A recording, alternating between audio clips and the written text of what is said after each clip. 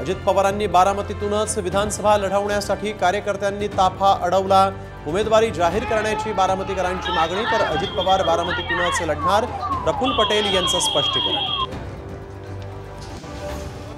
आदिवासी आमदारांनंतर मंत्रालयातल्या जाळीवर धनगर आंदोलकांच्या उड्या, एसटीतून आरक्षण घेण्याची धनगर समाजाची मागणी। वर्षासमोरही आंदोलकांची घोषणाबाजी, अनेक आंदोलक पोलिसांच्या ताब्यात।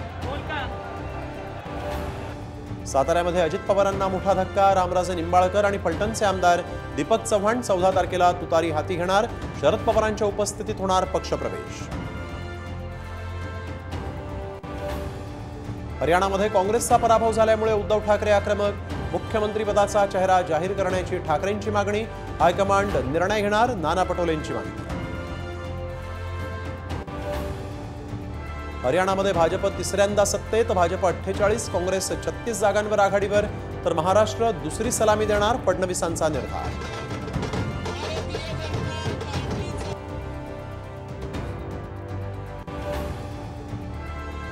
जम्मू काश्मीरमध्ये काँग्रेस आणि नॅशनल कॉन्फरन्स आघाडीला सर्वाधिक 47 जागा, तर भाजप 29 जागांवर आघाडीवर।